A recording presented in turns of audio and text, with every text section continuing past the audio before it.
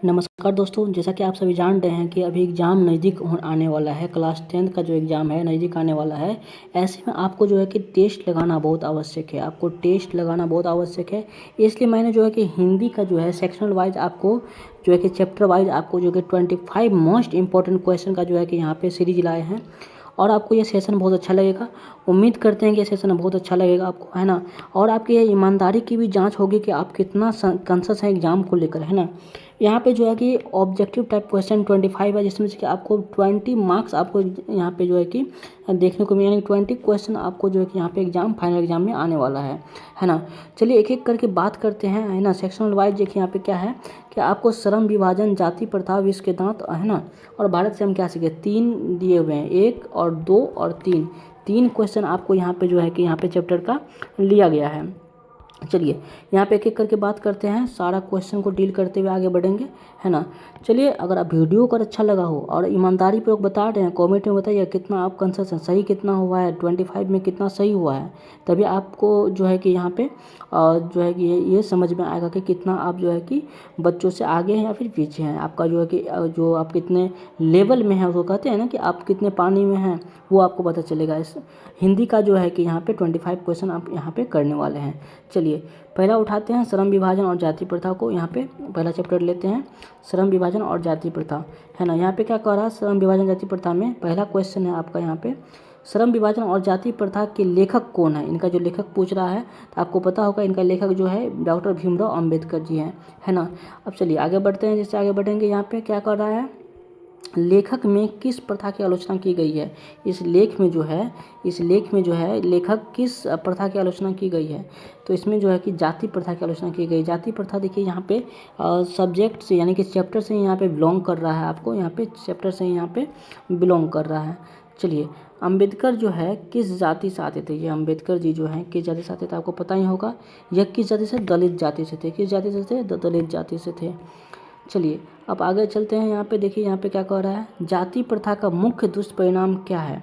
तो जाति प्रथा का जो है मुख्य जो है दुष्परिणाम यहाँ पे देखने को मिलता है असमानता। यानी समाज में जो है असमानता जो है, समानता नहीं असमानता, यानी कि कूटनीति का भेद यहाँ अपनाया जाता है। आप समाज में भी देखते होंगे और चैप्टर में भी यही बताया गया है, ठीक है। अब नीचे जैसे चलेंगे तो आप यहाँ 5 नंबर क्वेश्चन में देखते हैं कि यहाँ पे कह रहा है, लेखक के अनुसार समाज में प्रगति के लिए आवश्यक है। तो जब आप इम्प्रूवमेंट होगा आपका, जब आगे बढ़ेंगे, उसके लिए क्या आवश्यक है, तो आपको वहाँ पे समान अवसर आवश्यक है ना। देखिए आप ईमानदारी पूर्वक बताइएगा कमेंट में कि आपका कितना 25 में 25 सही हुआ है, ठीक है। चलिए आगे बढ़ते हैं। यहाँ पे देखिए, श्रम विभाजन किसे कहा गया है। श्रम विभाजन जो है, ये श्रम विभाजन से किसे कहा गया, तो कामों को बांटने का जो है यहाँ पे इसको श्रम विभाजन कहा गया। जब आप काम को किसी को बांट देते हैं तो ये श्रम विभाजन में आता है। चलिए अब जो है देखिए, यहाँ पे 7 नंबर क्वेश्चन क्या कर रहा है, जाति प्रथा ने किसे सबसे अधिक नुकसान पहुँचाया है। तो ये निचली जाति को जो है कि सबसे ज़्यादा नुकसान पहुँचाया है, आपको पता ही होगा। नीचे कास्ट वालों को जो है कि इन लोग जो है देखना नहीं चाहते थे पहले के ज़माने के लोग। और जो है यहाँ पे वो जो है कि मतलब यहाँ पे इस चैप्टर में भी यही बताया गया है। चलिए अब आगे चलते हैं। 8 नंबर क्वेश्चन क्या कर रहा है, देखिए, लेखक किस व्यवस्था का विरोध करते हैं। लेखक जो है जाति आधारित व्यवस्था का जो यहाँ पे जो है कि क्या कर रहे हैं, विरोध कर, जाति आधारित व्यवस्था को यहाँ पे लेखक जो है क्या कर रहे हैं, विरोध कर रहे हैं। चलिए अब आते हैं विष के दांत में। किस में आते हैं, चैप्टर चेंज हो गया, अब आते हैं विष के दांत में। आप बोलिएगा तो हम यहाँ sectional wise part by part जो है कि एक चैप्टर का अगर आप 25 MCQ कर लेते हैं दोस्त, तो आपको एग्ज़ाम में कोई नहीं रोक सकता है। आप 100 में आपको 90 प्लस लाने में कोई नहीं रोक सकता। हिंदी में आपको जो है कि 95 प्लस 90, यहाँ तक कि 99 अभी आप ला सकते हैं, ठीक है। और आप बोलिएगा तो हम पार्ट बाय पार्ट एक चैप्टर का MCQ जो है कि आपको करवा देंगे, 25 MCQ करवा देंगे, है ना, जो बहुत ही इंपॉर्टेंट होगा एग्जाम के दृष्टिकोण से। चलिए विष के दांत चैप्टर में आते हैं। इसमें क्या कह रहा है, देखिए, विष के दांत के लेखक कौन है। यहाँ पे आपको बता दें, जयशंकर प्रसाद, जयप्रकाश नारायण, दोनों में से कौन होगा। ये दोनों ऑप्शन है, दोनों में से कौन होगा ये आप हमको कमेंट करके जो है कि बता दीजिएगा। कमेंट करके आप बताइएगा, देखते हैं कितने बच्चे यहाँ पे जो है कि आप बता पा रहे हैं कि विष के दांत के लेखक कौन है। चलिए, विष के दांत में विष किसके प्रतीक हैं, तो यहाँ पे जो है कि अज्ञानता और अंधविश्वास का प्रतीक यहाँ पे देखने को मिलता है। अज्ञानता और अंधविश्वास का प्रतीक यहाँ पे विष के दांत में इसका प्रतीक देखने को मिलता है। चलिए, कहानी का मुख्य उद्देश्य क्या है। कहानी का मुख्य उद्देश्य यहाँ पे जो है लोगों को अंधविश्वास से मुक्त करना है। यानी इस चैप्टर में जो है कहानी का मुख्य उद्देश्य क्या है, तो लोगों को अंधविश्वास से मुक्त कर देना। ठीक है, चलिए विष के दांत का आशय क्या है, यानी कि आशय का बात पूछ रहा है। यहाँ हो जाएगा आपका सामाजिक बुराइयाँ। बहुत सारे लोग ऐसे हैं जो समाज में ना कुरीतियाँ फैलाते रहते हैं, समाज में बहुत सारी बुराइयाँ फैलाते रहते हैं। तो इस चैप्टर में वही दिया गया है कि आप जो है विष के दांत का क्या आशय है, समाज में बुराई, दूसरे का अवहेलना करना, दूसरे के बारे में सोचना, दूसरे के बारे में यहाँ अपने लोग कुछ नहीं करते, दूसरे के बारे में सोचते रहते हैं। ठीक है, यही चैप्टर में यहाँ पे भी दिया गया है इसके दांत वाला में।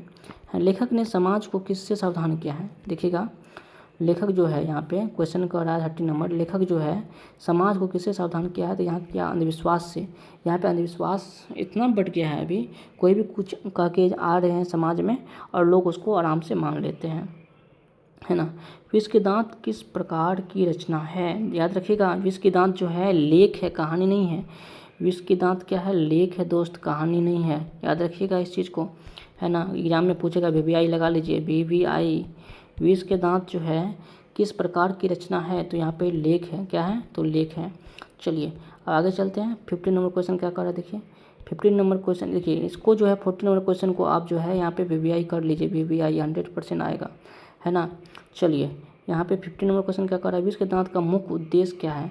मुख्य उद्देश्य यानी संदेश जो बोल दिए यहाँ पे वही है, अंधविश्वास और जो है अंधविश्वास जो है अज्ञानता दोनों जो है यहाँ पे इसका मुख्य उद्देश्य है। अंधविश्वास और अज्ञानता दोनों यहाँ पे मुख्य उद्देश्य है। ये नंबर आंसर इसका सही हो जाएगा। चलिए नीचे चलते हैं, अब हम चैप्टर बदल लेते हैं। यहाँ पे नेक्स्ट चैप्टर आ गया, यहाँ पे हम भारत से हम क्या सीखे चैप्टर आ गया, और भारत से हम क्या सीखे चैप्टर में जो है हम यहाँ पे आपको देखिए आपको पहले ही बताया कि पार्ट पर पार्ट आपको 25 क्वेश्चन करवाएंगे, लेकिन यहाँ पे देखिए 7-8 क्वेश्चन ही लिए हैं, ठीक है, हर चैप्टर से। तो आप बोलिएगा तो आपको करवा देंगे, ठीक है, लेकिन जो हमको टॉप इंपॉर्टेंट क्वेश्चन लगा वो आपको करवा दे रहे हैं, आपका एग्जाम में 100% आएगा। भारत से हम क्या सीखेंगे, लेखक कौन है, यानी कि भारत से हमें क्या सीख मिलती है, इसका लेखक कौन है, तो महात्मा गांधी, आपको पता ही होगा। नीचे आते हैं, गांधी जी ने किससे भारत की ताकत बताया। गांधी जी जो है किससे भारत की ताकत बताया, तो गांव और ग्रामीण जीवन को जो है भारत की ताकत बताया है, ठीक है। अब नीचे आते हैं, देखिए 18 नंबर क्वेश्चन क्या कर रहा है, भारत से सीखने की सबसे बड़ी बात क्या है, यानी इंडिया जो है, इंडिया से सीखने की सबसे बड़ी बात क्या है। और ये जो है स्टोरी की बात कर रहा है, याद रखिएगा ये इंडिया नहीं है, स्टोरी की बात कर रहा है। तो यहाँ हो जाएगा सहिष्णुता और सद्भावना, ठीक है। चलिए अब आते हैं, गांधी जी किस जीवन पद्धति को श्रेष्ठ माना है। गांधी जी जो है ग्रामीण जीवन को सबसे श्रेष्ठ पद्धति या माना। गांधी जी ने जीवन पद्धति को श्रेष्ठ माना, तो ग्रामीण जीवन को यहाँ पे जो है ग्रामीण जीवन इनको श्रेष्ठ पद्धति माना है। भारत से हम क्या सीखेगा, संदेश क्या है, तो सहयोग और सहिष्णुता जो आपको बता ही दिए हैं।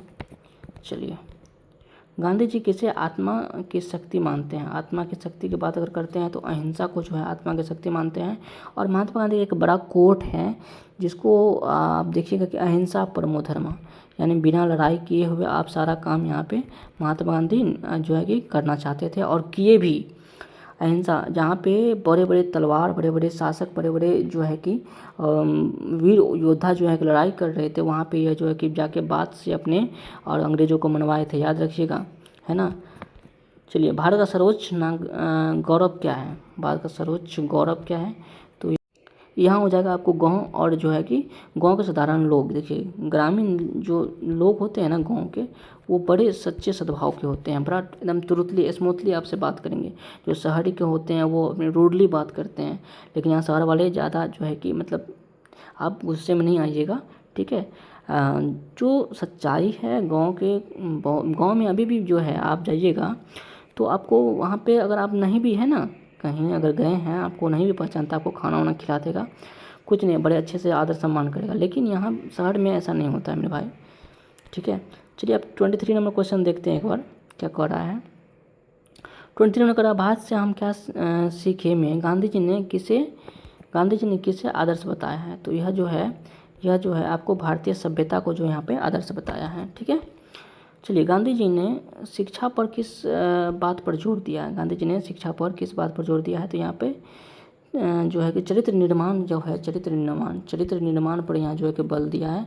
और जो है शिक्षा पे सबसे पहले चरित्र निर्माण होना, यानी कि स्टूडेंट लाइफ में भी चरित्र निर्माण बहुत इंपॉर्टेंट है।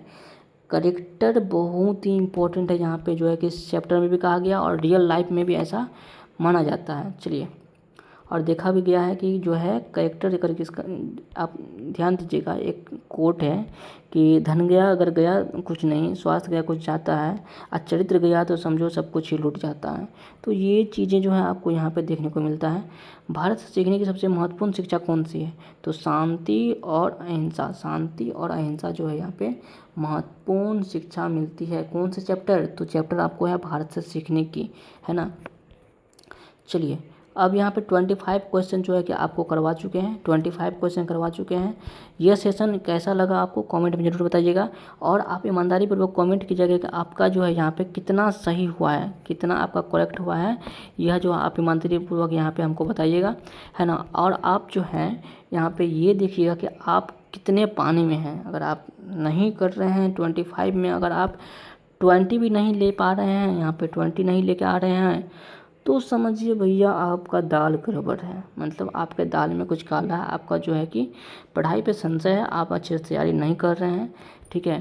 तो देखिए यहाँ पे क्या है कि अगर आप नहीं भी कर रहे हैं तो आप यहाँ पे MCQ कर करके यहाँ पे जो है कि आपको बार बार हम बोल रहे हैं, यहाँ पे आपको MCQ करवाया जाएगा, यहाँ पे आपको MCQ कराया जाएगा, ठीक है। और ऐसा नहीं है कि सिर्फ ये ही, आपको जो है कि यहाँ पे मोस्ट इम्पॉर्टेंट जो आने वाला है, कोई MCQ नहीं उठा लेंगे यहाँ पे, जो इम्पोर्टेंट है जो आने वाला है एग्ज़ाम में, उसी का जो यहाँ पर रिवीजन करवाया जाएगा। और देखिए यहाँ पे साइंस यानी विज्ञान का है ना, सोशल साइंस सामाजिक विज्ञान का, ये सारा जैसे मैथ वगैरह हो गया, हिंदी हो गया, संस्कृत हो गया, जो संस्कृत पढ़ते हैं संस्कृत हो गया। संस्कृत में बहुत बच्चे को बहुत मतलब दिक्कत होता है ना, कि कैसे करे सर, क्या करे नहीं करे, उनको लेकर आपको टेंशन नहीं लेना है ना। आप देखिए यहाँ पे आपको एक एक करके एक एक पार्ट में जो है कि आपको बोले डिवाइड करके आपको बताया जाएगा, टेंशन नहीं लीजिए। और हाँ, आप चैनल को सब्सक्राइब कर लीजिए और हमारे साथ बने रहिए। आपको शून्य से शिखर तक, यहाँ देखिएगा, शून्य से शिखर तक ले जाने का काम मेरा है, शून्य से शिखर तक ले जाने का काम जो है मेरा है। आप एग्ज़ाम में 4 के आएंगे, अच्छे से लिख के आएंगे, एग्ज़ाम अच्छा जाएगा, बल्ले बल्ले जाएगा, शून्य से शिखर तक ले जाने का काम मेरा है। बस आप लोग सपोर्ट कीजिए। और देखिए यहाँ पे क्या है ना कि यहाँ पे बहुत सारे क्वेश्चन देखिए PPT बना के रखे हुए हैं, सारा क्वेश्चन इंपॉर्टेंट है। ये जितना क्वेश्चन हम करवाए हैं ना, ध्यान रखिए, ये जितना क्वेश्चन हम कराए हैं, सारा क्वेश्चन क्या है दोस्त, इम्पॉर्टेंट है। जितना PPT बनाए हैं ना, सारा क्वेश्चन इम्पॉर्टेंट है। आप कहिएगा तो हम आपको जो है कि पुनः जो है कि सारा जो है कि एक एक करके आपको 25 चैप्टर का सेक्शनल वाइज आपको करवा देंगे। चलिए मिलते हैं अगले वीडियो में, जब तक के लिए जय हिंद, वंदे मातरम। ख्याल रखिए, पढ़िए मन लगा के, एग्ज़ाम बहुत नज़दीक आने वाला है।